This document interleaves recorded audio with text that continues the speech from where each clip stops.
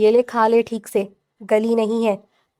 میری ساس نے بوٹی میری طرف اچھال دی تو وہ جا کر میرے جوتے کے اوپر گر گئی، اور وہ جوتا بھی میری ساس کا ہی تھا، کیونکہ مجھے جوتوں پر بٹھا کر کھانا کھلایا جا رہا تھا، اور میری زندگی میں اس سے زیادہ ذلت کا لمحہ شاید کبھی نہیں آیا تھا۔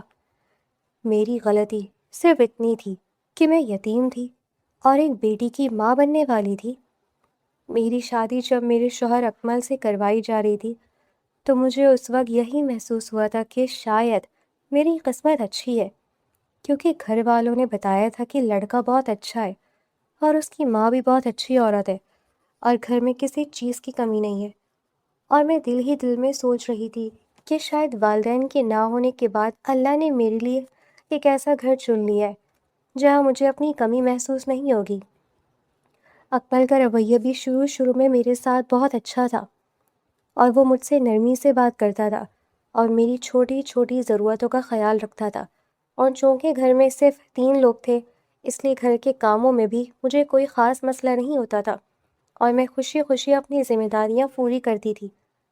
اکمل کے پاس پیسہ بھی بہت تھا، مگر بعد میں مجھے معلوم ہوا کہ وہ پیسہ اس کی اپنی محنت کی کمائی نہیں تھا، بلکہ اس کے والد نے اپنی زندگی میں کافی رقم جمع کر کے بینک میں رکھوائی بھی تھی، اور تقریباً 1.5 کروڑ روپے کی رقم فکس تھی، جس پر ہر مہینے تقریباً 1.5 لاکھ روپے منافع آتا تھا، اور یہی رقم اس گھر کے اخراجات کے لیے کافی تھی۔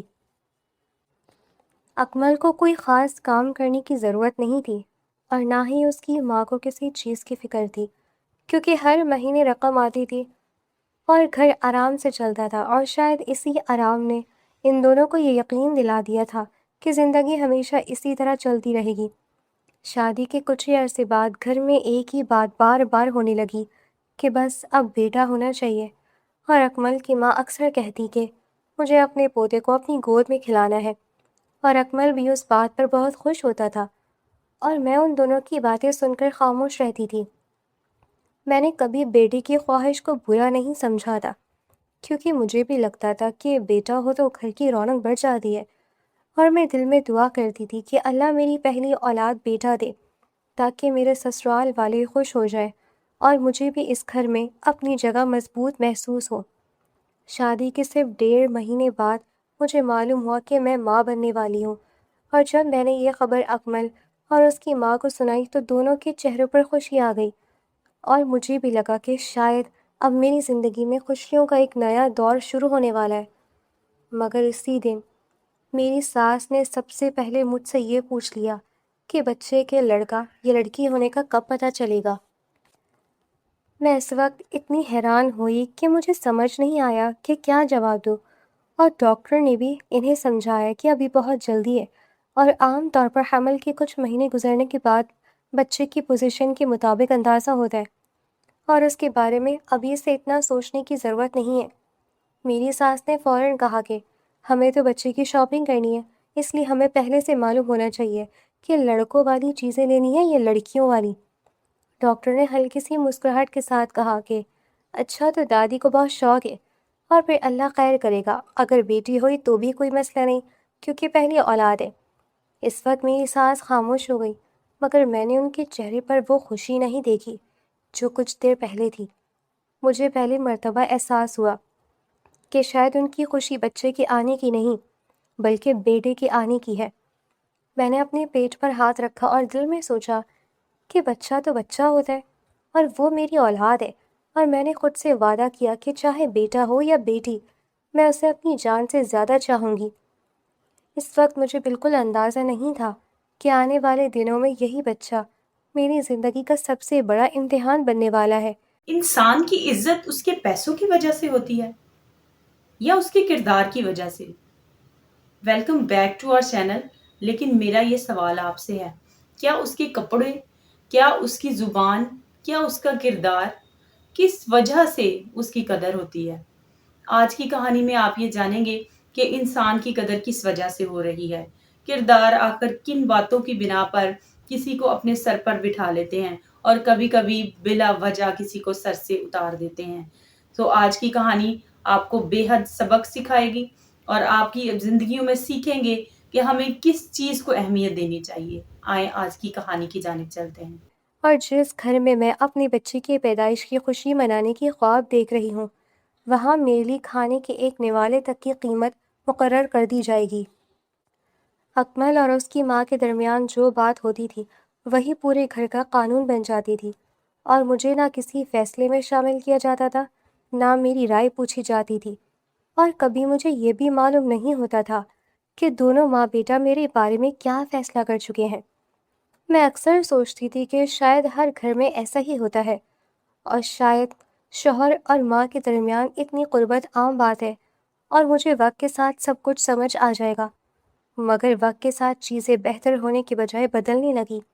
اکمل کا لہجہ سخت ہونے لگا، میری ساس کی باتوں میں طنز بڑھنے لگا۔ گھر کے کام وہی تھے، مگر اب ہر کام میں نقص نکالا جانے لگا۔ میں اگر صبح تھوڑی دیر سے اٹھتی تو مجھے سست کہا جاتا، اگر زیادہ کام کرتی تو کہا جاتا کہ دکھاوا کر رہی ہے، اگر آرام کرتی تو کہا جاتا ہے کہ گھر بیٹھ کر کھانے آئی ہے۔ میں خاموش رہتی، کیونکہ میرے پاس واپس جانے کے لیے کوئی ماں نہیں تھی، اور نہ کوئی باپ جس کے دروازے پر جا کر کہتی کہ مجھے اپنے گھر لے چلو۔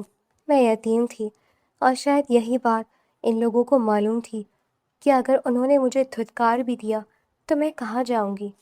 حمل بڑھتا گیا، اور میرے جسم میں کمزوری بھی آنے لگی، مگر میری ساس کے توجہ سے اس بات پر تھی کہ پیٹ میں بیٹا ہے یا بیٹی۔ جب بھی ڈاکٹر کے پاس جاتی وہ یہی پوچھتی کہ اب پتہ چل سکتا ہے، اور جب ڈاکٹر کہتا کہ ابھی واضح نہیں تو وہ ناراض ہو جاتی۔ ایک دن ڈاکٹر نے بتایا کہ بچے کی پوزیشن ایسی ہے کہ ابھی حتمی طور پر کچھ کہنا مشکل ہے، اور مجھے یاد ہے اس دن واپسی پر میری ساس پورے راستے خاموش رہیں۔ گھر آ کر انہوں نے اکمل سے کہا کہ اگر بیٹی ہوئی تو ہمارے سارے خواب ختم ہو جائیں گے۔ میں پاس ہی کھڑی تھی، اور یہ بات میرے کانوں میں پڑ گئی، مگر میں نے کوئی جواب نہیں دیا۔ میں نے صرف اپنے پیٹ پر ہاتھ رکھا اور دل میں اپنی بچی سے کہا کہ اگر تو واقعی میرے اندر ہے تو ڈرنا نہیں، میں تیرے ساتھ ہوں۔ مجھے اس وقت تک یقین نہیں تھا کہ بچی ہے، مگر میرے دل میں ایک عجیب سا احساس پیدا ہو چکا تھا، اور مجھے لگتا تھا کہ شاید میرے اندر میری بیٹی ہی پل رہی ہے۔ پھر ایک دن ڈاکٹر نے آخر کار بتایا کہ میرے پیٹ میں بیٹی ہے۔ میں نے یہ خبر سن کر سب سے پہلے اللہ کا شکر ادا کیا، اور میرے دل میں ایسی خوشی ہوئی جیسے مجھے دنیا کی سب سے بڑی دولت مل گئی ہو۔ مگر جب میں نے گھر آ کر یہ خبر دی تو میری ساس کے چہرے کی ساری رونق ختم ہو گئی۔ اکمل نے بھی مجھے دیکھ کر صرف اتنا کہا کہ لڑکی ہے۔ اس کے لہجے میں وہ خوشی نہیں تھی جس کی مجھے امید تھی۔ میں نے اپنی بچی کے لیے دعائیں مانگی اور خود کو تسلی دی کہ شاید وقت کے ساتھ سب بدل جائے گا۔ مجھے کیا معلوم تھا کہ یہ صرف شروعات تھی۔ میری بیٹی ابھی دنیا میں آئی بھی نہیں تھی، مگر اس کی وجہ سے اس گھر میں میرے لیے عزت کم ہونا شروع ہو گئی تھی۔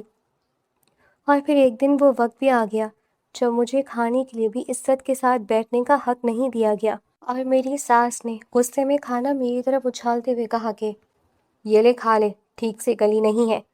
وہ بوٹی میرے سامنے سے گزرتی ہوئی میرے جوتے پر جا گری۔ میں نے نیچے دیکھا تو وہ جوتا میری ساس کا تھا، اور میں جس جگہ بیٹھی تھی وہ بھی جوتوں کے قریب ہی تھی۔ میں نے اپنی آنکھیں بند کر لی اور اپنے پیٹ پر ہاتھ رکھ لیا۔ میرے اندر میری بیٹی تھی۔ میں نے دل میں صرف اتنا کہا کہ بیٹی، اگر تو میری زندگی میں آنے والی ہے تو میں تیرے لیے ہر ذلت برداشت کر لوں گی، مگر ایک دن میں تجھے یہ ضرور بتاؤں گی کہ تیری ماں نے تجھے کبھی بوجھ نہیں سمجھا تھا۔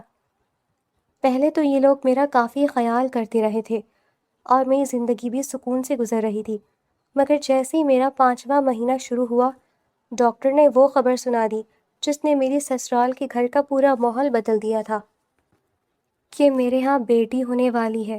میں نے یہ خبر سنی تو میرے دل میں عجیب سی خوشی اتر گئی تھی، کیونکہ مجھے ہمیشہ سے بیٹیوں سے بہت محبت تھی، اور مجھے ایسا محسوس ہوا جیسے میرے اندر اللہ نے ایک ننھی سی جان رکھ دی ہے جو صرف میری ہوگی، جس سے میں اپنی زندگی کی ہر خوشی دوں گی، جس سے میں اپنی گود میں لے کر دنیا کی ہر محبت کا احساس دلاؤں گی۔ مگر میری خوشی زیادہ دیر قائم نہیں رہ سکی، کیونکہ ڈاکٹر کے کمرے سے باہر نکلتے ہی میں نے اپنی ساس کے چہرے کو بدلتے دیکھا تھا اور مجھے پہلی مرتبہ اندازہ ہوا تھا کہ شاید یہ خبر میرے لیے خوشی ہے مگر ان کے لیے کسی بہت بڑے نقصان کی خبر بن گئی ہے۔ واپسی کی پورے راستے میری سانس خاموش رہی مگر ان کے چہرے پر شدید غصہ صاف دکھائی دے رہا تھا، اور جب ہم گھر پہنچے تو انہوں نے مجھ پر باتوں کی ایسی پوچھاڑ شروع کر دی جیسے بچے کے جنس کا فیصلہ بھی میرے ہاتھ میں تھا۔ وہ کہتی رہیں کہ انہیں بیٹے کی امید تھی اور میں نے ان کی ساری امیدوں پر پانی پھیر دیا، اور یہ بھی کہتی رہیں کہ انہیں شروع سے ہی ڈر تھا کہ میرے نصیب میں بیٹا نہیں ہوگا۔ میں خاموشی سے سب سنتی رہی کیونکہ مجھے خود سمجھ نہیں آ رہی تھی کہ میں کیا جواب دوں۔ میں نے اپنے شوہر اکمل کی طرف دیکھا تو مجھے امید تھی کہ وہ مجھے سمجھائے گا اور اپنی ماں کو روکے گا، مگر اس کا چہرہ بھی غصے سے بھرا ہوا تھا۔ اس نے بھی ایسے جملے کہنا شروع کر دیے جیسے بیٹی پیدا ہونا کوئی قیامت ہو، اور جیسے میری آنے والی بچی نے اس کا سب کچھ چھین لیا ہو۔ میں نے بہت نرمی سے کہا کہ پہلی اولاد ہے اور بیٹی ہو گئی تو کیا ہوا، اور بیٹی بھی ہو تو اللہ کی نعمت ہوتی ہے، اور ابھی تو بچہ دنیا میں آیا بھی نہیں ہے، ہمیں اس کے لیے خوش ہونا چاہیے۔ میری بات مکمل بھی نہیں ہوئی تھی کہ اکمل نے میرے منہ پر تھپڑ مار دیا۔ میں چند لمحوں تک بالکل ساکت بیٹھی رہی۔ میرے کانوں میں ایک شور سا گونجنے لگا تھا اور میرے گال پر اس کے ہاتھ کا نشان جل رہا تھا، اور میرے دل میں اس سے بھی زیادہ گہرا زخم پڑ چکا تھا۔ میں نے اپنی ہتھیلی گال پر رکھی اور اسے دیکھتی رہی، اور مجھے یقین نہیں آ رہا تھا کہ جس شخص نے کبھی میرے ساتھ نرمی سے بات کی تھی آج وہ صرف اس لیے میرے منہ پر ہاتھ اٹھا رہا ہے کیونکہ میرے پیٹ میں بیٹی تھی۔ میں نے اس سے کوئی بحث نہیں کی، میں صرف اپنے کمرے میں چلی گئی اور دروازہ بند کر کے اپنے پیٹ پر ہاتھ رکھا۔ میرے اندر میری بچی خاموشی سے پل رہی تھی۔ میں نے آنکھیں بند کی اور دل ہی دل میں اس سے کہا کہ میری بچی، تو ابھی دنیا میں آئی بھی نہیں ہے، پھر بھی لوگوں نے تجھے ناپسند کرنا شروع کر دیا، مگر تیری ماں تجھے کبھی ناپسند نہیں کرے گی۔ مجھے آج تک سمجھ نہیں آیا کہ انہیں بیٹیوں سے اتنی نفرت کیوں تھی۔ کیا بیٹی انسان نہیں ہوتی؟ کیا بیٹی اپنے ماں باپ کے لیے دعا نہیں کرتی؟ کیا بیٹی اپنے گھر کو محبت نہیں دے سکتی؟ کیا بیٹی بوڑھے والدین کا سہارا نہیں بن سکتی؟ مجھے ان سوالوں کا کوئی جواب نہیں ملا۔ اگلے ہی دن میری زندگی بدل گئی۔ اکمل نے صبح مجھے دیکھ کر کہا کہ آج سے تم میرے کمرے میں نہیں سوگی۔ میں نے حیرت سے اس کی طرف دیکھا تو وہ بولا کہ جب مجھے تمہاری ضرورت ہوگی تو میں تمہیں بلا لوں گا، ابھی تم باہر صوفے پر سویا کرو۔ میں نے کچھ کہنے کی کوشش کی مگر اس نے میری بات سننے سے انکار کر دیا۔ میں اپنا تکیہ اٹھا کر باہر آ گئی۔ وہ صوفہ میرے لیے پہلے ہی بہت تنگ تھا اور اس کے اوپر رکھا ہوا کپڑا بھی پرانا تھا، اور سب سے بڑی بات یہ تھی کہ اس جگہ کا پنکھا خراب تھا۔ رات کو گرمی اتنی ہوتی کہ مجھے سانس لینے میں بھی مشکل محسوس ہوتی اور میں پسینے میں بھیگ جاتی، مگر میرے پاس شکایت کرنے کا حق نہیں تھا۔ میں کبھی کبھی رات کے اندھیرے میں اپنے پیٹ پر ہاتھ رکھ کر لیٹی رہتی اور اپنی بچی کی ہلکی سی حرکت محسوس کرنے کی کوشش کرتی۔ مجھے اپنی بچی کے لیے خوف آنے لگا تھا۔ مجھے ڈر تھا کہ کہیں اس گھر کا ماحول اسے بھی مجھ سے پہلے ہی مجھ سے دور نہ کر دے۔ میری ساس نے بھی اپنا رویہ مکمل طور پر بدل لیا تھا۔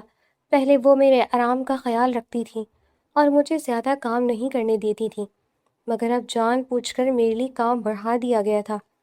صبح آنکھ کھلتے ہی گھر کے کام شروع ہو جاتے، فرش صاف کرنا، کپڑے دھونا، برتن دھونا، کھانا بنانا، کمرے صاف کرنا، سیڑھیاں دھونا، ہر کام مجھے ہی کرنا پڑتا۔ اگر میں تھک کر چند منٹ بیٹھ جاتی تو ساس فوراً آواز دیتی کہ ابھی سے تھک گئی ہو اور بچہ پیدا ہونے کے بعد کیا کرو گی۔ میں نے بتاتی کہ ڈاکٹر نے مجھے زیادہ تھکن سے بچنے کا کہا ہے، مگر وہ میری ایک بات بھی سننے کو تیار نہیں ہوتی۔ اکمل بھی اب میری طرف دیکھنا پسند نہیں کرتا تھا۔ وہ گھر میں آتا تو اپنی ماں کے پاس بیٹھتا۔ ان دونوں کے درمیان جانے کیا باتیں ہوتی مجھے کبھی معلوم نہیں ہوا، مگر جب بھی وہ دونوں کچھ دیر بات کرتے مجھے محسوس ہوتا کہ اگلا ظلم میرے لیے تیار ہو رہا ہے۔ کھانے کے معاملے میں بھی ان کا رویہ بدل گیا تھا۔ پہلے میرے لیے باقاعدہ کھانا رکھا جاتا تھا، مگر اب مجھے اکثر وہی کھانا ملتا جو بچ جاتا تھا۔ کبھی سالن کم ہوتا، تو مجھے صرف روٹی دی جاتی، کبھی روٹی کم ہوتی تو مجھے کہا جاتا کہ چائے پی لو، کبھی کھانا موجود ہوتا مگر مجھے جان بوجھ کر دیر سے دیا جاتا تاکہ میں سب کے سامنے کھانے کے لیے بیٹھنے سے بھی گھبراؤں۔ ایک دن میں بہت بھوکی تھی اور صبح سے مسلسل کام کر رہی تھی۔ میرے ہاتھ کانپ رہے تھے اور میرے سر میں درد ہو رہا تھا۔ میں نے ساس سے کہا کہ مجھے بہت بھوک لگی ہے، تو انہوں نے میرے سامنے تھوڑی سی بوٹی رکھی، مگر جس انداز سے انہوں نے وہ چیز میری طرف پھینکی، اس سے مجھے ایسا محسوس ہوا جیسے میں گھر کی بہو نہیں بلکہ کوئی ایسی مخلوق ہوں جسے انسان سمجھنا بھی ان کے لیے مشکل ہے۔ پھر انہوں نے کہا کہ زمین پر بیٹھ کر کھایا کرو۔ میں حیران رہ گئی۔ میں نے آہستہ سے کہا کہ امی، یہاں تو جوتے رکھے ہیں۔ انہوں نے کہا کہ تو کیا ہوا؟ میں خاموشی سے زمین پر بیٹھ گئی۔ میرے سامنے جوتے پڑے تھے، کچھ جوتے میرے تھے، کچھ اکمل کے تھے، کچھ میری ساس کے تھے۔ میں نے اپنے دوپٹے کو درست کیا، پھر وہیں بیٹھ کر کھانا شروع کر دیا۔ مجھے ایسا محسوس ہو رہا تھا جیسے میں انسان نہیں رہی تھی، میں کھانا کھا رہی تھی، مگر میرے آنسو بھی مسلسل بہہ رہے تھے۔ میں نے اپنے ہاتھ سے صاف کرتی تھی تاکہ کوئی مجھے روتا ہوا نہ دیکھے۔ میری ساس نے ایک مرتبہ بھی یہ نہیں سوچا کہ میں حاملہ ہوں۔ ان کے لیے میرے اندر پلنے والی جان صرف ایک بیٹی تھی، اکمل کے لیے بھی وہ صرف ایک بیٹی تھی، میرے لیے وہ میری دنیا تھی۔ میں رات کو صوفے پر لیٹتی تو اپنی بچی سے باتیں کرتی۔ میں اسے بتاتی کہ اس کی ماں اسے بہت چاہتی ہے۔ میں اسے بتاتی کہ چاہے دنیا اسے قبول کرے یا نہ کرے، اس کی ماں اسے کبھی تنہا نہیں چھوڑے گی۔ میں اسے بتاتی کہ اگر وہ بیٹی ہے تو اسے اپنی پیدائش پر شرمندہ ہونے کی ضرورت نہیں۔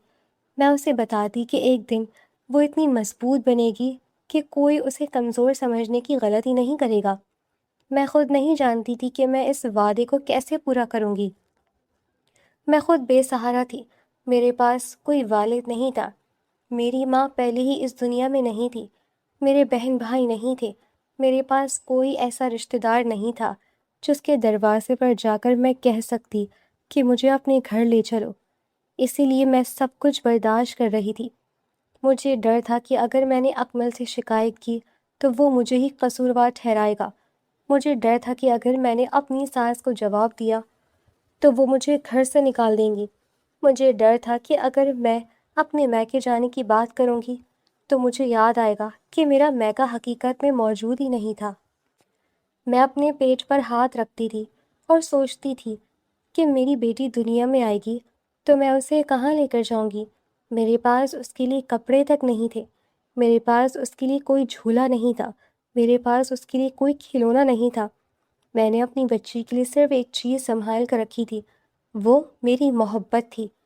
میں ہر رات اللہ سے دعا کرتی کہ یا اللہ میری بچی کو سلامت رکھنا، اور اگر میری زندگی میں کوئی آسانی نہیں لکھی تو کم از کم اس بچی کی زندگی آسان کر دینا۔ پھر میں خود کو تسلی دیتی کہ شاید اکمل بدل جائے گا، شاید جب وہ اپنی بیٹی کو پہلی مرتبہ دیکھے گا تو اس کا دل نرم ہو جائے گا، شاید میری ساس اپنی نواسی کو گود میں لے کر خوش ہو جائیں گی، شاید اس گھر میں دوبارہ سکون آ جائے گا۔ مگر میرے دل کے کسی کونے میں ایک خوف مسلسل بڑھ رہا تھا۔ مجھے محسوس ہو رہا تھا کہ بیٹی پیدا ہونے کے بعد حالات ابھی سے زیادہ خراب ہونے والے ہیں۔ میں صوفے پر لیٹی ہوئی چھت کو دیکھتی رہتی اور سوچتی تھی کہ آخر ایک بچی نے دنیا میں آنے سے پہلے کسی کا کیا بگاڑا ہے؟ وہ تو ابھی میری کوکھ میں تھی، اس نے کسی سے کچھ مانگا بھی نہیں تھا، اس نے کسی کو تکلیف بھی نہیں دی تھی، اس نے صرف میرے اندر زندگی کی ایک چھوٹی سی روشنی بن کر جگہ بنائی تھی۔ مگر اسی روشنی کی وجہ سے میرے گھر میں میرے لیے اندھیرا شروع ہو گیا تھا۔ میں نے اس رات اپنے پیٹ پر ہاتھ رکھا اور پہلی مرتبہ دل سے فیصلہ کیا کہ چاہے میرے ساتھ کچھ بھی ہو جائے، میں اپنی بیٹی کو کبھی یہ محسوس نہیں ہونے دوں گی کہ وہ بیٹی ہونے کی وجہ سے کم ہے۔ وہ میری اولاد تھی، وہ میری زندگی تھی، وہ میرے لیے اللہ کی طرف سے ایک امانت تھی۔ میں نے آنکھیں بند کی اور اپنی بچی کو دل میں سینے سے لگا کر سو گئی۔ باہر گرمی تھی، پنکھا خراب تھا، جسم تھکا ہوا تھا، دل زخمی تھا، مگر میرے اندر میری بیٹی کی ایک ننھی سی حرکت ہوئی اور مجھے ایسا لگا جیسے وہ مجھے یقین دلا رہی ہو کہ ماں، میں تمہارے ساتھ ہوں۔ اس ایک احساس نے مجھے اگلی صبح تک زندہ رہنے کی طاقت دے دی۔ بالآخر مجھے ایک دن پتہ چل ہی گیا کہ ان لوگوں کو بیٹیوں سے اتنی نفرت کیوں تھی، کیونکہ اس دن میری ساس نے مجھے اسٹور روم کی صفائی کا کام دے دیا تھا، جبکہ میرا چھٹا مہینہ شروع ہو چکا تھا اور اب میرے لیے زیادہ دیر کھڑے رہنا بھی مشکل ہو گیا تھا۔ مگر میری ساس کو میری حالت سے کوئی ہمدردی نہیں تھی، بلکہ مجھے لگتا تھا کہ وہ جان بوجھ کر ایسے کام تلاش کرتی تھی جنہیں کرنے میں مجھے زیادہ تکلیف ہو۔ میں صبح سے ہی گھر کے کاموں میں لگی ہوئی تھی اور میری کمر میں شدید درد تھا اور پیٹ بھی بھاری محسوس ہو رہا تھا، مگر ساس نے میری طرف دیکھ کر کہا کہ اسٹور روم صاف کرو، وہاں بہت گندگی ہے اور کئی دنوں سے صفائی نہیں ہوئی۔ میں نے بہت آہستہ سے کہا کہ امی، میرا چھٹا مہینہ شروع ہو گیا ہے، شاید یہ کام کسی اور سے کروا لیں۔ تو پیارے دوستو، آپ مجھے بتائیں کہ کیا آپ بھی کہانی سے سبق سیکھ رہے ہیں؟ ہم نے تو ایک سبق سیکھا ہے کہ جناب یوٹیوب کی پالیسی ہے اور ہم نے آپ سے بات چیت کرنی ہے، لیکن آپ ہمارے چینل کو سبسکرائب ہی نہیں کر رہے ہیں، تو جناب ہمارے چینل کو سبسکرائب کریں اور اس ویڈیو کو دوسروں کے ساتھ شیئر بھی کریں۔ تو آئیں جلدی سے کہانی کے دوسرے حصے کی جانب چلتے ہیں۔ کیونکہ وہاں بہت سامان پڑا ہے، مجھے جھکنے میں مشکل ہوگی۔ میری بات سن کر انہوں نے طنزیہ انداز میں کہا کہ چھٹا مہینہ شروع ہوا ہے، کوئی بیماری نہیں لگی تمہیں، اور گھر کے کام تو کرنے ہی پڑیں گے۔ میں خاموش ہو گئی، کیونکہ مجھے معلوم تھا کہ اگر میں نے مزید بات کی تو بات اور بڑھ جائے گی اور پھر اکمل بھی اپنی ماں ہی کا ساتھ دے گا۔ میں اسٹور روم کی طرف چلی گئی اور دروازہ کھولا تو اندر گرد اتنی زیادہ تھی کہ مجھے فوراً کھانسی آنے لگی، اور پرانے ڈبے فرش پر پڑے تھے اور لکڑی کی پرانی الماریاں تھیں، اور ایک طرف کپڑوں کے تھیلے رکھے ہوئے تھے جن پر کئی سالوں کی دھول جمی ہوئی تھی۔ میں نے دوپٹہ اپنے منہ پر رکھا اور آہستہ آہستہ صفائی شروع کی۔ میں ایک ایک چیز اٹھا کر باہر رکھتی رہی اور پھر فرش صاف کرتی رہی اور بار بار اپنے پیٹ پر ہاتھ رکھتی، کیونکہ میری بچی مسلسل حرکت کر رہی تھی اور مجھے ڈر لگ رہا تھا کہ کہیں زیادہ تھکن کی وجہ سے اسے کوئی نقصان نہ پہنچ جائے۔ میں نے دل میں سوچا کہ بس یہ دن بھی گزر جائے گا اور شاید کچھ دن بعد حالات بہتر ہو جائیں گے، مگر مجھے کیا معلوم تھا کہ اسی اسٹور روم میں مجھے اپنے سسرال کے اس راز کا پتہ چلنے والا ہے جس کی وجہ سے میری پوری زندگی کا ایک بہت بڑا سوال حل ہو جائے گا۔ صفائی کرتے کرتے میری نظر ایک پرانے صندوق کے پیچھے رکھی ہوئی تصویر پر پڑی۔ میں نے پہلے اسے نظر انداز کیا، مگر پھر نہ جانے کیوں میرے قدم رک گئے اور میں نے جھک کر وہ تصویر اٹھا دی۔ تصویر پر بہت دھول جمی ہوئی تھی۔ میں نے اپنے دوپٹے کے کونے سے اسے صاف کیا تو اس میں ایک خوبصورت سی لڑکی نظر آئی جو عمر میں شاید مجھ سے بھی چھوٹی تھی، اور اس کے چہرے پر ایسی معصوم مسکراہٹ تھی جسے دیکھ کر مجھے فوراً محسوس ہوا کہ یہ تصویر اسی گھر سے تعلق رکھتی ہے۔ میں نے تصویر کو الٹ پلٹ کر کر دیکھا، مگر پیچھے کچھ نہیں لکھا تھا۔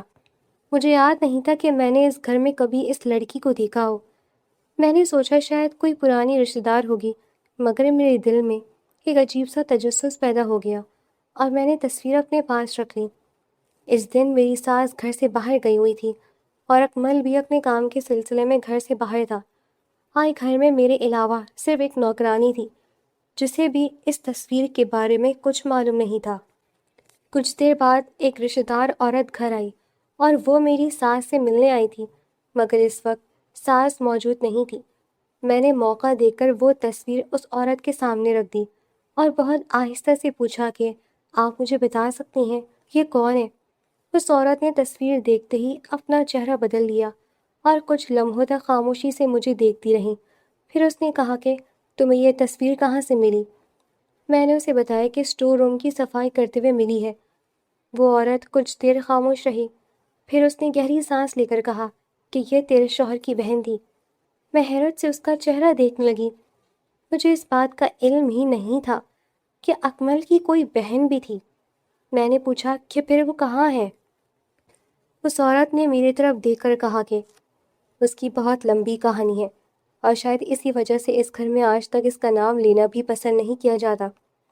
میں خاموش ہو کر اس کی بات سنتی رہی۔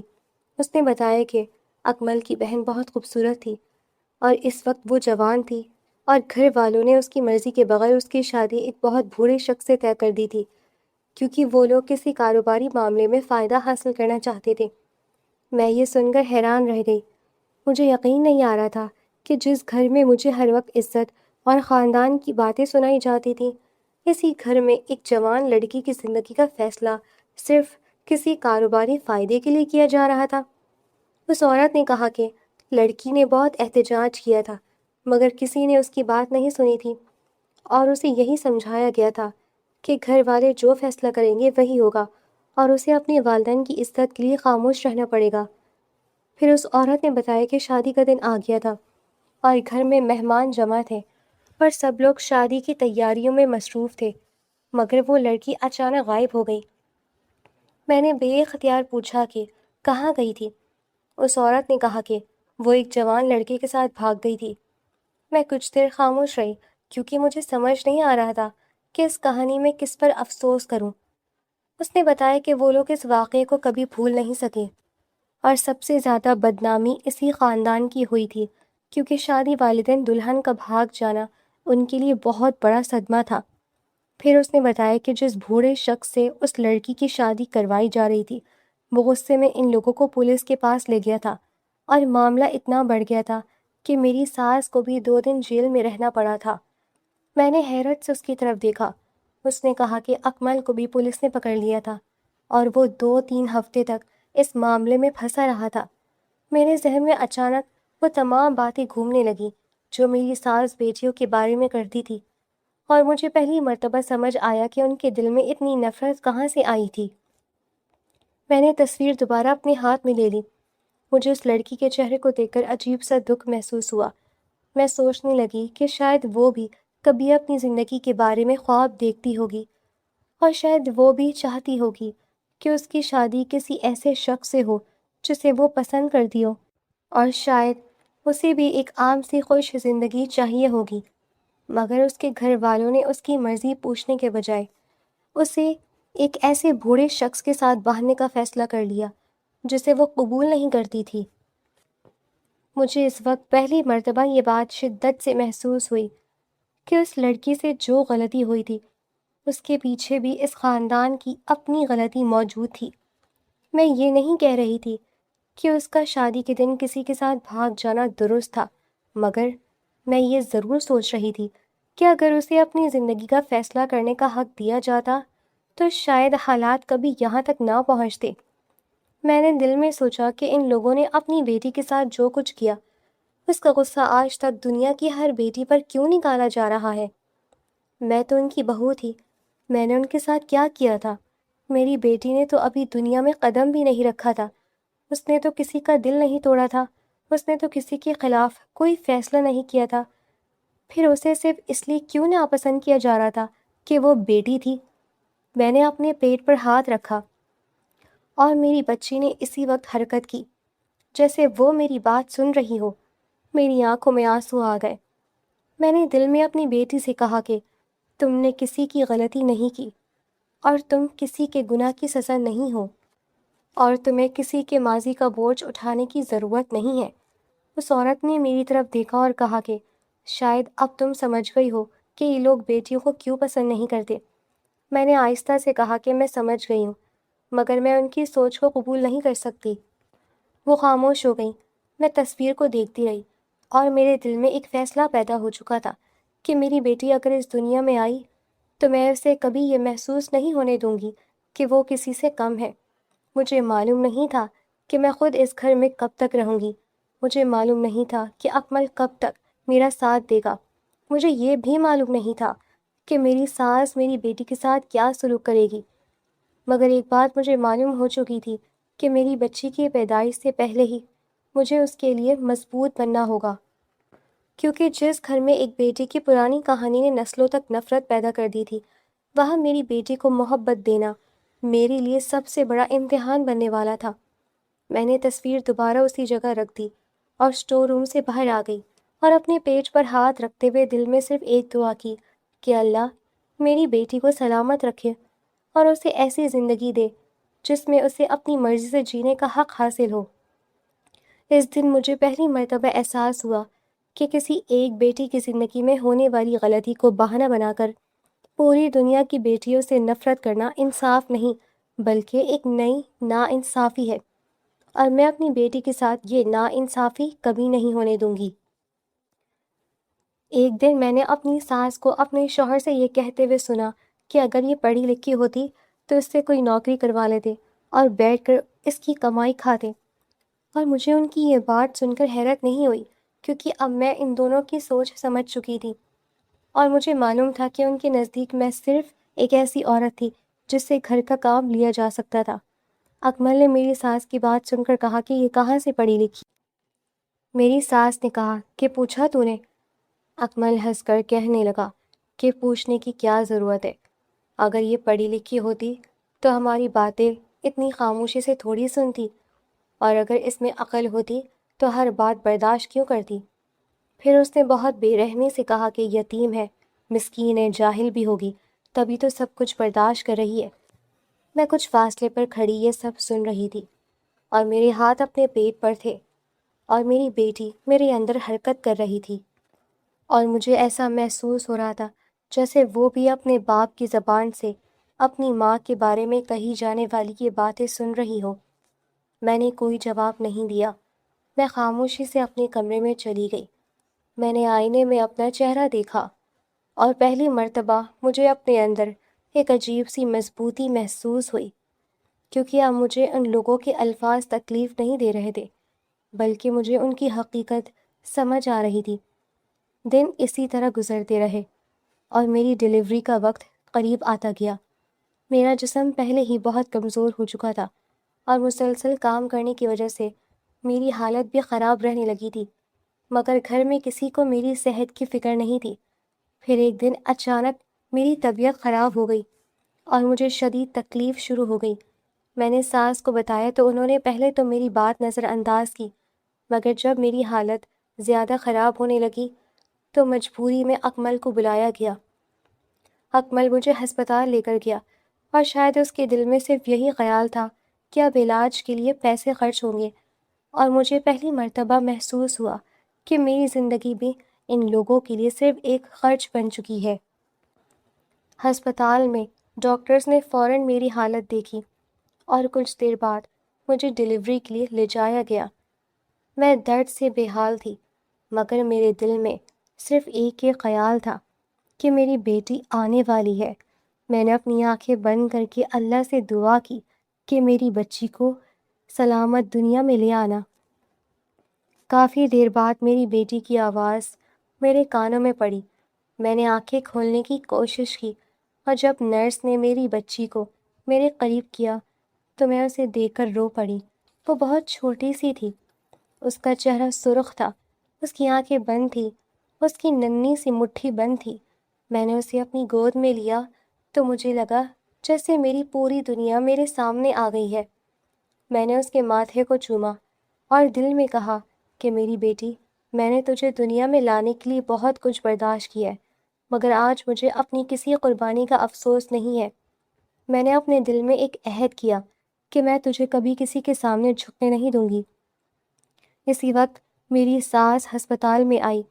میں نے سوچا شاید وہ اپنی پوتی کو دیکھ کر خوش ہوں گی، اور شاید اس کے چہرے پر محبت آ جائے گی، مگر ان کے ہاتھ میں کچھ تھا، اور وہ میرے قریب آ کر وہ چیز میرے منہ پر مار کر کہنے لگی کہ یہ ٹیکسی کا کرایہ ہے۔ میں چند لمحے انہیں دیکھتی رہ گئی، پھر انہوں نے کہا کہ اس منحوس کو لے کر گھر آ جانا، اور جب تھوڑی بڑی ہو جائے گی تو یہ بھی تیری طرح گھر کے کام کرے گی، اور اس کے علاوہ اس کا اور کوئی کام نہیں ہے۔ میرے اندر کچھ ٹوٹ گیا۔ میں اپنی بیٹی کو سینے سے لگائے انہیں دیکھتی رہی۔ یہ وہ لمحہ تھا جب مجھے پہلی مرتبہ اپنی بیٹی کے لیے خوف نہیں بلکہ غصہ محسوس ہوا۔ میں نے سوچا کہ یہ لوگ میری بیٹی کے مستقبل کا فیصلہ اس کے پیدا ہوتے ہی کر چکے ہیں۔ ان کے نزدیک وہ بھی صرف ایک نوکرانی تھی، ایک ایسی بچی جسے بڑی ہو کر گھر کے کام کرنے تھے۔ میں نے اپنے شوہر کی طرف دیکھا، مگر اکمل خاموش کھڑا تھا۔ اس نے اپنی بیٹی کی طرف دیکھا تک نہیں، اس نے اسے گود میں نہیں اٹھایا، اس نے اس کے کان میں اذان تک نہیں دی، اس نے اپنی بیٹی کا چہرہ دیکھنے کی کوشش تک نہیں کی۔ وہ اپنی ماں کے ساتھ ہسپتال سے باہر چلا گیا۔ مجھے بعد میں معلوم ہوا کہ دونوں سیدھے شاپنگ کرنے چلے گئے تھے۔ میں ہسپتال کے بستر پر اپنی بیٹی کو سینے سے لگائے بیٹھی تھی اور میری آنکھوں سے آنسو بہہ رہے تھے۔ مجھے غصہ بھی آ رہا تھا، مجھے دکھ بھی ہو رہا تھا، مگر سب سے زیادہ مجھے اپنی بیٹی کے مستقبل کا خوف تھا۔ میں نے اس کے چہرے کو دیکھا اور سوچا کہ میں اسے اس گھر میں لے کر کیسے جاؤں گی جہاں اس کی پیدائش پر خوشی کے بجائے اسے منحوس کہا جا رہا ہے، اور جہاں اس کی دادی پہلے ہی فیصلہ کر چکی ہیں کہ بڑی ہو کر اسے گھر کے کام کرنے ہیں۔ میں نے اپنی بیٹی کو اپنے سینے سے لگایا اور اسی لمحے فیصلہ کر لیا کہ میں اسے اس گھر میں واپس نہیں لے کر جاؤں گی۔ میں پہلے صرف ایک بیوی تھی، میں صرف ایک لڑکی تھی جس کے پاس اپنا کوئی سہارا نہیں تھا۔ میں سب کچھ برداشت کر سکتی تھی، میں اپنی توہین بھی برداشت کر سکتی تھی، میں بھوکی رہ سکتی تھی، میں زمین پر بیٹھ کر کھانا کھا سکتی تھی، میں صوفے پر سو سکتی تھی، میں اپنے شوہر کی مار بھی برداشت کر سکتی تھی، مگر اب میں صرف ایک عورت نہیں تھی، میں ایک ماں تھی۔ اب میری زندگی میں ایک اور انسان شامل ہو چکا تھا جس کی حفاظت میری ذمہ داری تھی۔ میں نے اپنی بیٹی کے چہرے کو دیکھا اور دل میں کہا کہ میں نے بہت کچھ برداشت کر لیا، مگر اب تمہارے حصے کا ظلم برداشت نہیں کروں گی۔ میں نے بہت پہلے فیصلہ کر لیا تھا کہ اگر کبھی میری بیٹی کو اس گھر میں لانے کی نوبت آئی تو میں اسے کسی صورت اس ماحول میں نہیں رکھوں گی، مگر شاید میں اپنے دل کو آخری وقت تک یہ امید دے رہی تھی کہ اکمل اپنی بیٹی کو دیکھ کر بدل جائے گا، مگر ہسپتال کے اس کمرے میں اس امید کا بھی خاتمہ ہو گیا۔ میں نے اپنی بیٹی کو کپڑے میں لپیٹا اور اسے سینے سے لگا لیا۔ ہسپتال کے عملے نے مجھ سے پوچھا کہ گھر والے کب لینے آ رہے ہیں۔ میں نے صرف اتنا کہا کہ کوئی نہیں آئے گا۔ میں نے اپنے پاس موجود معمولی سامان اکٹھا کیا اور اپنی بیٹی کو گود میں لے کر ہسپتال کے دروازے سے باہر نکل آئی۔ میرے پاس کوئی واضح منزل نہیں تھی، مگر مجھے معلوم تھا کہ جس گھر میں میری بیٹی کو پیدا ہوتے ہی منحوس کہا گیا ہے، وہاں میں اسے واپس نہیں لے جا سکتی۔ میں نے اس دن اپنی زندگی کا سب سے بڑا فیصلہ کیا تھا۔ میں واپس گھر نہیں گئی، اور سب سے حیرت کی بات یہ تھی کہ ان لوگوں کو میری واپسی کی کوئی فکر بھی نہیں تھی۔ نہ اکمل نے فون کیا، نہ میری ساس نے پوچھا کہ میں کہاں ہوں، نہ کسی نے یہ پوچھا کہ اس کی بیوی اور نوزائیدہ بیٹی کس حال میں ہے۔ شاید انہیں یقین تھا کہ میں ہمیشہ کی طرح خود ہی واپس آ جاؤں گی، مگر اس مرتبہ میں واپس آنے والی نہیں تھی، کیونکہ اب میرے ہاتھ میں صرف اپنا بیگ نہیں تھا، میرے ہاتھ میں میری بیٹی تھی، اور میری گود میں وہ ننھی سی جان تھی جس نے مجھے کمزور عورت سے ایک مضبوط ماں بنا دیا تھا۔ میں نے اپنی بیٹی کو دیکھا، اور پہلی مرتبہ مجھے اپنے یتیم ہونے کا دکھ نہیں ہوا۔ مجھے لگا کہ اب میں اکیلی نہیں ہوں، اب میرے پاس ایک وجہ ہے، اب میرے پاس ایک مقصد ہے، اب مجھے اپنی بیٹی کے لیے جینا ہے۔ اور میں نے اسی لمحے فیصلہ کر لیا کہ چاہے مجھے صفر سے اپنی زندگی شروع کرنی پڑے، میں اپنی بیٹی کو اس گھر کی غلام نہیں بننے دوں گی۔ میری حالت اس وقت بہت بری تھی اور میں بالکل اکیلی تھی، مگر میں نے اپنی بیٹی کی خاطر ہمت نہیں ہاری تھی۔ میرے کانوں میں سونے کی بالیاں تھیں جو میری ماں کی آخری نشانیوں میں سے تھی، اور میں نے انہیں بھی بیچ دیا تاکہ اپنی بیٹی کے لیے ایک چھوٹا سا فلیٹ کرائے پر لے سکوں اور کچھ دن کا راشن خرید سکوں۔ میں نے وہ چھوٹا سا فلیٹ لیا اور اس کے اندر اپنی بیٹی کے ساتھ بیٹھ گئی۔ میرے پاس زیادہ سامان نہیں تھا، ایک چھوٹا سا بستر تھا، کچھ ضروری برتن تھے، بچی کے چند کپڑے تھے، میرا معمولی سا سامان تھا، اور میرے پاس تقریباً 2 مہینے کا راشن موجود تھا تاکہ جب تک میری حالت کچھ سنبھلتی میں اپنی بچی کو آرام سے پال سکوں۔ میں ابھی ڈلیوری سے پوری طرح سنبھلی بھی نہیں تھی، جسم میں کمزوری تھی، چلنے پھرنے میں دشواری ہوتی تھی۔ رات کو فاطمہ روتی تو میں اسے گود میں اٹھا کر دیر تک کمرے میں چکر لگاتی رہتی اور پھر اسے سینے سے لگا کر بستر پر بیٹھ جاتی۔ میں نے اپنے دل میں فیصلہ کر لیا تھا کہ اب مجھے کسی کے سہارے کی ضرورت نہیں، میں خود کام کروں گی، اپنی بیٹی کو پالوں گی، اسے پڑھاؤں گی، اسے اچھا انسان بناؤں گی، اس کے لیے ایک ایسا گھر بناؤں گی جہاں اسے کبھی یہ نہ سننا پڑے کہ وہ بیٹی ہے، اس لیے کسی سے کم ہے۔ میرا ارادہ تھا کہ جیسے ہی میری صحت بہتر ہوگی میں کوئی نوکری تلاش کروں گی اور اپنی زندگی دوبارہ شروع کر دوں گی، اکمل سے طلاق لے لوں گی، اس کے بعد اپنی بیٹی کے ساتھ اپنی مرضی سے زندگی گزاروں گی مگر مجھے کیا معلوم تھا کہ اکمل نے مجھ سے پہلے ہی فیصلہ کر لیا ہے۔ میری زندگی کے صرف 15 دن گزرے تھے کہ مجھے خبر ملی کہ میرے نام طلاق آ چکی ہے۔ میں کچھ دیر تک اس کاغذ کو دیکھتی رہی اور میرے دل میں کوئی خاص احساس پیدا نہیں ہوا، کیونکہ جس شخص نے اپنی بیٹی کو دیکھنا تک پسند نہیں کیا تھا، اس کے ساتھ رشتہ باقی رہنے کی خواہش میرے اندر کب کی ختم ہو چکی تھی۔ مجھے صرف اتنا افسوس ہوا کہ اس نے مجھے طلاق بھی غصے میں دی تھی، اور شاید اسے بھی یہ یقین تھا کہ میں کچھ دن بعد مجبور ہو کر اس کے دروازے پر واپس آ جاؤں گی۔ مگر میں واپس نہیں گئی۔ میں اپنی بیٹی کے ساتھ اسی چھوٹے سے فلیٹ میں رہی اور اپنے مستقبل کے بارے میں سوچتی رہی۔ پھر طلاق کے تقریباً 10 دن بعد مجھے ایک ایسی خبر ملی جس نے مجھے بھی حیران کر دیا۔ مجھے معلوم ہوا کہ میری سابقہ ساس کے بینک اکاؤنٹ میں موجود 1.5 کروڑ روپے اچانک غائب ہو گئے تھے۔ وہ رقم جس پر وہ لوگ اتنے عرصے سے آرام کی زندگی گزار رہے تھے، اب ان کے پاس نہیں رہی تھی۔ مجھے بتایا گیا کہ کسی نے ان کے اکاؤنٹ سے آن لائن ٹرانزیکشن کی تھی اور رقم کسی دوسرے اکاؤنٹ میں منتقل ہو گئی تھی۔ بینک والوں نے انہیں بتایا تھا کہ ٹرانزیکشن ان کی اپنے اکاؤنٹ سے ہوئی ہے، مگر یہ معلوم نہیں ہو سکا کہ اسے کس نے کیا تھا۔ میری سابقہ ساس مسلسل یہی کہہ رہی تھی کہ انہوں نے خود کوئی رقم منتقل نہیں کی۔ بینک والوں کا کہنا تھا کہ اکاؤنٹ سے رقم منتقل ہو چکی ہے اور اب معاملہ متعلقہ اداروں کے سامنے لے جانا ہوگا۔ مجھے یہ خبر سن کر عجیب سا احساس ہوا۔ میں نے سوچا کہ شاید زندگی کبھی کبھی انسان کو وہ جواب خود دے دیتی ہے جس کے لیے اسے کچھ کرنے کی ضرورت نہیں پڑتی۔ اکمل کو کبھی کام کرنے کی عادت نہیں تھی۔ اس کے والد کے پیسے نے اسے ہمیشہ آرام دیا تھا اور گھر میں ہر ضرورت اسی رقم کے منافع سے پوری ہوتی رہی تھی۔ اب جب اصل رقم ہی نہیں رہی تھی تو منافع کہاں سے آتا؟ کچھ ہی عرصے میں ان کے گھر کے حالات بدل گئے۔ وہ لوگ جنہیں کبھی کھانے پینے کی کوئی فکر نہیں ہوتی تھی، اب اخراجات کے لیے پریشان تھے۔ مجھے یہ سب معلوم ہوتا رہا، مگر میں نے ان کے لیے کوئی قدم نہیں اٹھایا، کیونکہ جب مجھے ان کی ضرورت تھی تب انہوں نے مجھے اور میری نوزائیدہ بیٹی کو تنہا چھوڑ دیا تھا۔ میں اپنی زندگی میں آگے بڑھ رہی تھی۔ میرے دن اب پہلے جیسے نہیں تھے۔ میں نے اپنی بیٹی فاطمہ کے لیے چھوٹی سی دنیا بنا دی تھی اور میں اپنے کام میں مصروف رہنے لگی تھی۔ میں نہیں چاہتی تھی کہ فاطمہ کو کبھی محسوس ہو کہ اس کی ماں بے سہارا ہے۔ میں اسے دیکھتی تو میرے اندر ایک عجیب سی طاقت پیدا ہو جاتی۔ ایک دن میں شاپنگ مال گئی ہوئی تھی۔ مجھے گھر کے لیے کافی سامان خریدنا تھا اور فاطمہ بھی میرے ساتھ تھی۔ میں نے ایک ٹرالی لی، مگر کچھ دیر بعد مجھے اندازہ ہوا کہ سامان اتنا زیادہ ہو گیا ہے کہ ایک ٹرالی میں نہیں آ رہا۔ میں نے دوسری ٹرالی لے لی اور فاطمہ کو پہلی ٹرالی کے آگے مخصوص جگہ پر بٹھا دیا۔ وہ بہت آرام سے بیٹھی ہوئی تھی اور اپنی ننھی ننھی آنکھوں سے ارد گرد دیکھ رہی تھی۔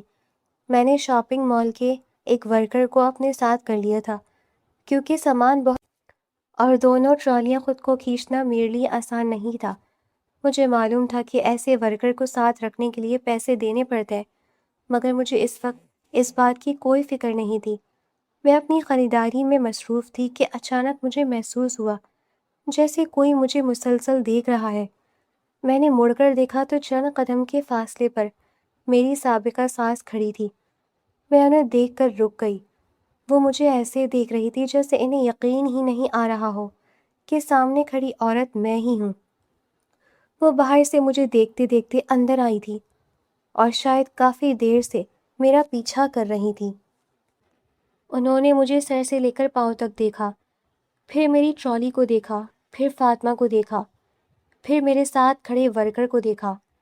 آخر کار وہ میرے قریب آئیں اور حیرت سے بولی کہ تیرے پاس اتنا پیسہ کہاں سے آیا؟ میں نے ان کی طرف دیکھا اور میرے چہرے پر ہلکی سی مسکراہٹ آ گئی۔ میں نے صرف اتنا کہا کہ اللہ کا بہت بڑا کرم ہوا ہے مجھ پر۔ وہ میری بات سن کر مزید حیران ہوئی۔ ان کی نظر میرے کپڑوں پر گئی، پھر میرے سامان پر گئی، پھر فاطمہ پر گئی۔ میں نے ان کی طرف مزید توجہ نہیں دی اور اپنی ٹرالی لے کر کاؤنٹر کی طرف بڑھ گئی۔ میرا بل تقریباً 1.5 लाख रुपए बना था। मैंने आराम से अपना कार्ड निकाला اور پورا بل ادا کر دیا۔ میری سابقہ ساس وہیں کھڑی مجھے دیکھتی رہیں۔ شاید انہیں سب سے زیادہ حیرت اس بات پر تھی کہ جس عورت کو انہوں نے چند دن پہلے بے سہارا سمجھ کر چھوڑ دیا تھا، وہ آج اتنی بڑی خریداری کر رہی تھی۔ وہ ابھی تک مجھے دیکھ ہی رہی تھی کہ شاپنگ مال کے ایک ورکر کی نظر ان پر پڑی۔ ان کا حلیہ اس وقت ایسا تھا کہ دیکھنے والا انہیں واقعی کسی ضرورت مند عورت سے مختلف نہیں سمجھتا۔ ورکر نے ان سے پوچھا کہ آپ اندر کیسے آئی ہیں؟ میری سابقہ ساس نے غصے سے اسے جواب دینے کی کوشش کی، مگر ورکر نے انہیں باہر جانے کو کہا۔ وہ مسلسل مجھے دیکھتی رہیں۔ میں نے ان کی طرف دیکھا تک نہیں۔ میں اپنی خریداری مکمل کر رہی تھی۔ ورکر نے سارا سامان میری گاڑی میں رکھوا دیا۔ میں نے فاطمہ کو اپنی گاڑی میں بٹھایا اور ڈرائیونگ سیٹ کے ساتھ اس کی مخصوص چھوٹی سی سیٹ لگی ہوئی تھی۔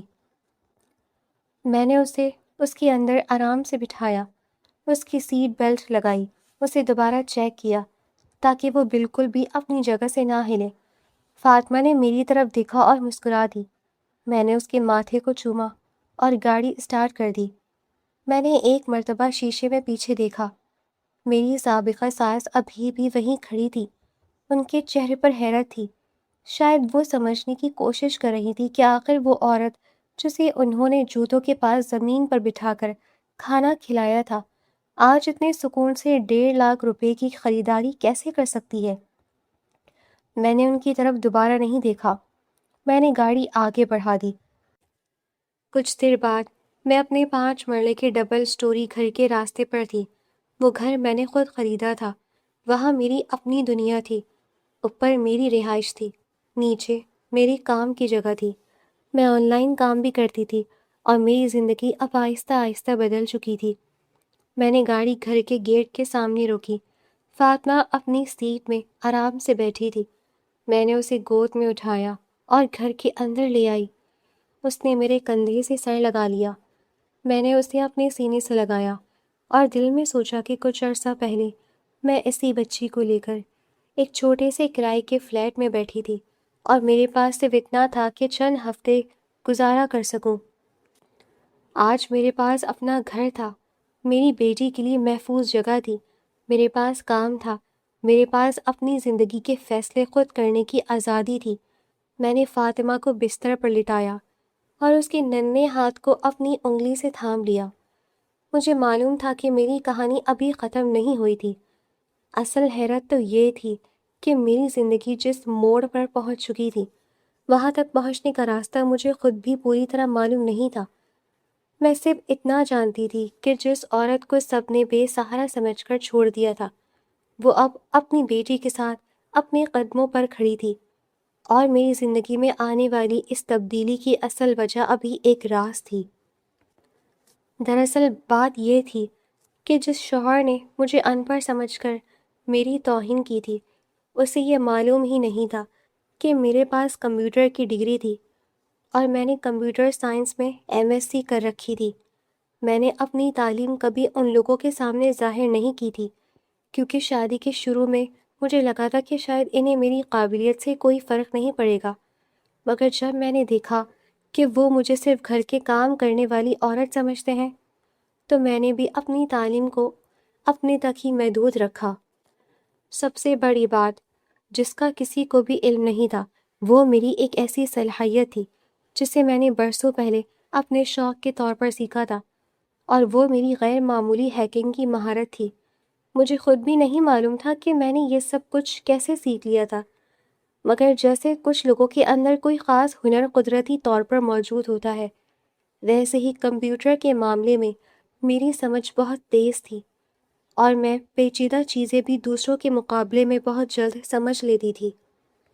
میں نے کبھی اس صلاحیت کو کسی غلط کام کے لیے استعمال نہیں کیا تھا، اور ہمیشہ کوشش کی تھی کہ اپنی زندگی میں اسے مثبت طریقے سے استعمال کروں، مگر حالات نے مجھے ایک ایسے مقام پر پہنچا دیا تھا جہاں مجھے اپنے اور اپنی بیٹی کے مستقبل کے بارے میں سوچنا پڑا۔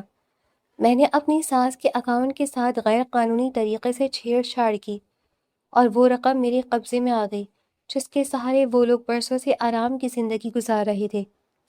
وہ 1.5 کروڑ روپے اب میرے پاس تھے۔ میں نے ان پیسوں کو اپنی زندگی سنوارنے کے لیے استعمال کیا۔ میں نے ایک گھر خریدا، میں نے ایک گاڑی خریدی، میں نے فاطمہ کے لیے ہر ضروری چیز خریدی۔ میں نے اپنے کام کے لیے ایک مکمل سیٹ اپ بنایا اور اپنی تعلیم اور صلاحیت کو استعمال کرتے ہوئے اپنے لیے ایک ایسا راستہ بنایا جس پر مجھے کسی کے سہارے کی ضرورت نہیں تھی۔ میں نے باقی رقم بھی سوچ سمجھ کر مختلف جائز سرمایہ کاری میں لگائی، اور کچھ ہی عرصے میں اس سرمایہ کاری سے بھی مجھے ہر مہینے تقریباً 2.5 لاکھ روپے کی آمدنی ہونے لگی۔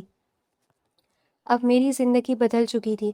جس عورت کو کبھی زمین پر جوتوں کے درمیان بٹھا کر کھانا کھلایا جاتا تھا، آج وہ اپنے گھر میں اپنی مرضی سے رہتی تھی۔ جس عورت کو کہا گیا تھا کہ اس کی بیٹی بڑی ہو کر گھر کے کام کرے گی، آج وہ اپنی بیٹی کے لیے بہترین مستقبل بنانے میں مصروف تھی۔ فاطمہ میری سب سے بڑی خوشی تھی۔ میں اسے دیکھتی تو مجھے اپنی زندگی کے سارے دکھ چھوٹے محسوس ہونے لگتے تھے۔ مجھے اپنے سابقہ شوہر کی باتیں یاد آتی جب وہ مجھے جاہل اور مسکین کہتا تھا۔ مجھے اپنی ساس کے وہ الفاظ یاد آتے جب وہ میری بیٹی کو منحوس کہتی تھی۔ مجھے وہ راتیں یاد آتی جب مجھے خراب پنکھے والے صوفے پر سونا پڑتا تھا۔ مجھے وہ دن یاد آتے جب مجھے جوتوں کے درمیان بیٹھ کر کھانا کھلایا جاتا تھا، مگر اب میں ان سب باتوں سے نکل چکی تھی۔ تقریباً 3-4 مہینے بعد ایک دن میرے فون پر میری ساس کی کال آئی۔ میں نے کچھ لمحے فون کو دیکھا، پھر کال اٹھا لی۔ دوسری طرف ان کی آواز بہت بدلی ہوئی تھی۔ وہ رو رہی تھی۔ وہ مجھ سے معافی مانگ رہی تھی، کہہ رہی تھی کہ ہم سے غلطی ہو گئی اور ہمیں معاف کر دو، اور ہم نے تمہارے ساتھ بہت برا کیا۔ میں خاموشی سے سنتی رہی۔ پھر انہوں نے کہا کہ تمہارے پاس اب سب کچھ ہے، ہمیں تھوڑے سے پیسے ادھار دے دو، ہم بہت مشکل میں ہیں۔ میں نے ان کی بات سن کر آنکھیں بند کر لیں۔ کچھ عرصے پہلے یہی عورت مجھے اپنے گھر میں ایک نوالا بھی عزت سے نہیں دیتی تھی، آج وہ مجھ سے پیسے مانگ رہی تھی۔ میں نے بہت سرد لہجے میں کہا کہ میرے پاس 1 روپیہ نہیں ہے۔ وہ فوراً بولی کہ بیٹی ایسا مت کرو، ہمیں بہت ضرورت ہے۔ میں نے کہا کہ دفع ہو جاؤ یہاں سے، میرے پاس تم لوگوں کے لیے کچھ نہیں ہے۔ وہ رونے لگیں۔ میں نے کہا کہ تم لوگ ہو کون، اور تمہارا میرے ساتھ اب کیا رشتہ ہے، اور تم نے مجھے فون کیوں کیا ہے؟ وہ خاموش ہو گئی۔ میں نے کہا کہ جس دن میں اپنی نوزائیدہ بیٹی کو لے کر ہسپتال سے نکلی تھی، اس دن تمہیں میری فکر نہیں ہوئی تھی، اور جس دن تم نے میری بیٹی کو منحوس کہا تھا، اس دن تمہیں یہ خیال نہیں آیا تھا کہ وہ بھی انسان ہے۔ میری ساس مسلسل معافیاں مانگتی رہی۔ میں نے ان سے کہا کہ میں تمہیں معاف کرنے کا فیصلہ اللہ پر چھوڑتی ہوں، مگر اپنی زندگی میں تم لوگوں کو دوبارہ جگہ نہیں دوں گی۔ پھر میں نے صاف الفاظ میں کہا کہ آئندہ مجھے فون کیا تو میں پولیس سے رابطہ کروں گی۔ میں نے کال ختم کر دی۔ فون ہاتھ میں لیے میں کچھ دیر خاموش بیٹھی رہی۔ میرے اندر عجیب سا سکون تھا۔ میں جانتی تھی کہ میں نے جو کچھ کیا وہ قانوناً درست نہیں تھا، اور آج اگر میں ماضی کی طرف دیکھتی ہوں تو مجھے اپنے فیصلے کے نتائج کا احساس تھا، مگر اس وقت مجھے اپنی بیٹی اور اپنی زندگی بچانے کی فکر تھی۔ میں خود کو بری انسان نہیں سمجھتی تھی۔ میں نے کسی بے گناہ شخص کو نقصان پہنچانے کے لیے یہ سب نہیں کیا تھا، بلکہ میں اس مقام تک اپنی زندگی کے حالات سے مجبور ہو کر پہنچی تھی۔ پھر بھی میں جانتی تھی کہ غلط راستہ صحیح نہیں بن جاتا صرف اس لیے کہ انسان کو بہت دکھ پہنچا ہو۔ میں نے اپنی بیٹی کو گود میں اٹھایا اور اس کے ماتھے کو چوما۔ فاطمہ مسکرا رہی تھی۔ میں نے اسے دیکھ کر سوچا کہ میری اصل کامیابی وہ گھر نہیں تھا جو میں نے خریدا تھا، میری اصل کامیابی وہ گاڑی بھی نہیں تھی، میری اصل کامیابی وہ رقم بھی نہیں تھی جس نے میری زندگی بدل دی تھی۔ میری اصل کامیابی یہ تھی کہ میں اپنی بیٹی کو ایک محفوظ زندگی دے سکتی تھی۔ میں نے اس کے لیے ایک ایسا گھر بنایا تھا جہاں اسے کبھی اس کی بیٹی ہونے پر شرمندہ نہیں کیا جائے گا۔ میں نے اسے اپنے سینے سے لگایا اور دل میں کہا کہ بیٹی، میں نے جو کچھ سہا وہ تمہیں نہیں سہنے دوں گی۔ آج میں بہت خوش تھی۔ میں اپنے فیصلوں کے ساتھ اپنی زندگی میں آگے بڑھ رہی تھی، اور مجھے سب سے زیادہ سکون اس بات کا تھا کہ جن لوگوں نے مجھے کمزور سمجھ کر چھوڑ دیا تھا وہ آج میری زندگی سے باہر تھے اور میں اپنی بیٹی کے ساتھ اپنے مستقبل کی طرف بڑھ رہی تھی۔ میں کبھی کمزور نہیں تھی بلکہ ہمیشہ سے میرے اندر بہت طاقت تھی، مگر میں نے اپنی طاقت کو کبھی کسی کے خلاف استعمال نہیں کیا تھا، کیونکہ میں سمجھتی تھی کہ رشتوں میں برداشت کرنا اور دوسروں کی عزت کرنا انسان کی کمزوری نہیں بلکہ شرافت ہوتی ہے۔ مگر میرے سسرال والوں نے میری اسی شرافت کو میری کمزوری سمجھ لیا تھا۔ میں خاموش رہی تو انہیں لگا میں ڈر گئی ہوں، میں نے جواب نہیں دیا تو انہیں لگا میرے اندر ہمت نہیں، میں نے ان کی زیادتیاں برداشت کی تو انہیں یقین ہو گیا کہ میں ہمیشہ ان کے ظلم کے سامنے جھکتی رہوں گی۔ مگر وہ یہ نہیں جانتے تھے کہ میں ہر دن خاموش رہ کر بھی اپنے اندر ایک نئی طاقت جمع کر رہی تھی۔ مجھے اپنی تعلیم پر بھی بھروسہ تھا، مجھے اپنی صلاحیتوں پر بھی یقین تھا، مجھے اپنے رب پر بھی یقین تھا، سب سے بڑھ کر مجھے اپنی بیٹی سے محبت تھی، اور یہی محبت میرے اندر وہ ہمت لے آئی جس کے بارے میں شاید مجھے خود بھی معلوم نہیں تھا۔ جب میں اکیلی ہسپتال سے اپنی بیٹی کو لے کر نکلی تھی تو میرے پاس نہ کوئی شوہر تھا، نہ کوئی گھر تھا، نہ کوئی سہارا تھا، مگر میرے پاس میری بیٹی تھی، اور مجھے معلوم تھا کہ اب مجھے اس کے لیے جینا ہے۔ اسی دن مجھے سمجھ آیا کہ ماں بننے کے بعد عورت کے اندر ایک ایسی طاقت پیدا ہو جاتی ہے جسے وہ خود بھی پہلے نہیں جانتی۔ میں اپنی بیٹی کو دیکھتی تھی تو مجھے اپنے سارے دکھ چھوٹے لگنے لگتے تھے۔ میں نے اپنی زندگی دوبارہ بنائی، میں نے اپنے قدموں پر کھڑا ہونا سیکھا، میں نے اپنی بیٹی کے لیے ایک محفوظ گھر بنایا، میں نے اسے وہ محبت دینے کا فیصلہ کیا جو مجھے کبھی نہیں ملی تھی۔ آج جب میں اپنے ماضی کو یاد کرتی ہوں تو مجھے اپنے آپ پر افسوس نہیں ہوتا، بلکہ مجھے اپنے آپ پر فخر ہوتا ہے کہ میں ٹوٹی ضرور تھی مگر بکھری نہیں تھی، میں روئی ضرور تھی مگر ہاری نہیں تھی، میں اکیلی ضرور تھی مگر بے سہارا نہیں تھی۔ میرے اندر میری بیٹی کی محبت تھی، اور یہی محبت میرے لیے سب سے بڑا سہارا بن گئی تھی۔ آخر میں یہی کہنا چاہوں گی کہ شاید ایک عورت کسی نہ کسی حوالے سے کمزور ہو سکتی ہے، مگر ایک ماں کو کبھی بھی کمزور نہیں پڑنا چاہیے، کیونکہ جب ایک ماں اپنے بچے کے لیے کھڑی ہوتی ہے تو اس کے سامنے بڑے سے بڑا خوف بھی چھوٹا پڑ جاتا ہے۔ ماں اپنے بچے کے لیے وہ راستہ بھی تلاش کر لیتی ہے جس کا وجود دنیا میں کہیں نہیں ہوتا۔ میں آج بھی اپنی بیٹی کو دیکھ کر یہی سوچتی ہوں کہ اگر اس دن میں ہمت ہار جاتی تو شاید میری بیٹی کی زندگی بھی وہی بن جاتی جس کا فیصلہ میرے سسرال والے اس کے پیدا ہوتے ہی کر چکے تھے۔ مگر میں نے ہار نہیں مانی، میں ماں تھی، اور ماں کو اپنے بچے کے لیے کھڑا ہونا ہی پڑتا ہے۔ ویورز، کیسی لگی آپ کو آج کی کہانی؟